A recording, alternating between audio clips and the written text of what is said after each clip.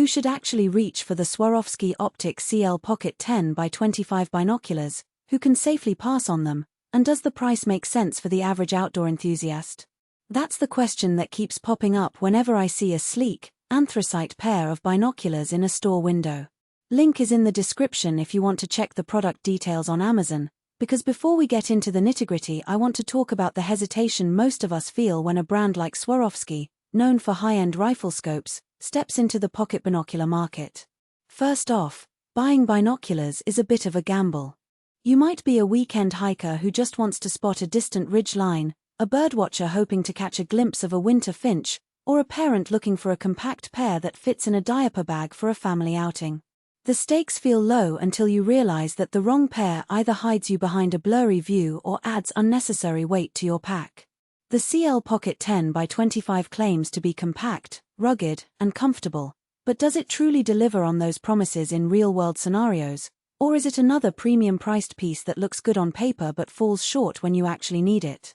Let's break it down by looking at where this binocular shines and where it might let you down. The first thing I noticed, after handling a few other 10x25 models, is how the aluminum housing feels in the hand. It's not feather-light like a plastic frame, but it's also not an unwieldy block of metal. For a day hike through mixed terrain, the weight is low enough that you can slip the binoculars into a chest pocket and forget they're there until you need them. That's a real advantage if you're a runner-type hiker who dislikes anything that clunks around. On the flip side, if you're hauling a heavy pack in cold weather, the metal can become a bit chilly to touch, and you'll need gloves or a quick wipe down to keep your hands warm. It's a small trade-off, but one worth noting if you're planning a winter trek. Magnification is another point where expectations can be misleading.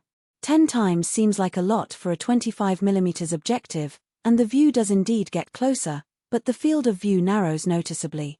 In practice, that means you have to keep the binocular steady to catch moving subjects, like a jumping squirrel or a fleeting bird. The CL Pocket's design mitigates this with a comfortable grip and a well-placed focus wheel, but you still end up using your arm as a makeshift tripod on longer sightings. This isn't a problem for someone who intends to use the binoculars for static scenery, think mountain ranges, distant waterfalls, or city skylines, because you can hold the view long enough to soak in the details. However, if your primary goal is fast-moving wildlife, you might find the narrower field a bit restrictive compared to a 8x30 or 8x32 model that offers a wider panorama. Comfort is often tossed around as a vague selling point, but here it translates into something concrete: the twist-in Eyecups.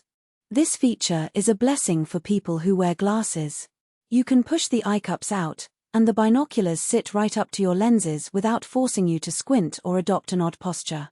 I tried them on with a pair of reading glasses and the viewing experience felt natural, almost as if the optics were made for the wearer rather than the eyepiece. For non-glasses wearers, the Eyecups still collapse to a low profile, making it easy to bring the binoculars up to your eyes quickly. It's a small ergonomic win that can make a big difference when you're chasing a moment in the field. Now, let's talk about the actual performance you get out of the optics. The CL Pocket uses fully coated lenses, which do a solid job of delivering bright images in bright daylight. In a sunny meadow, I could clearly see the texture on a distant tree bark, and even in partial shade the image retained decent contrast. However, under low-light conditions, think dusk or dense forest canopy, the 25mm objective starts to show its limits. The exit pupil, the beam of light that reaches your eye, is only 2.5mm at 10x, which means in dim environments the picture can get a bit dim and less detailed. If you're planning to use these binoculars for sunrise birdwatching or after-dark navigation, you might regret not opting for a larger objective, like a 30mm model that gathers more light. Conversely, for daytime adventures, the brightness is more than adequate, and the compact form factor outweighs the slight drop in low-light performance. One of the hidden trade-offs that often goes unnoticed until you're out in the field is the seal integrity. Swarovski advertises the CL Pocket as rugged, and the aluminum body does have a solid feel.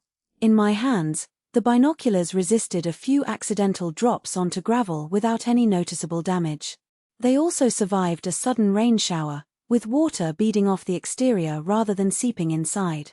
That said, there is no explicit IP rating listed, so you can't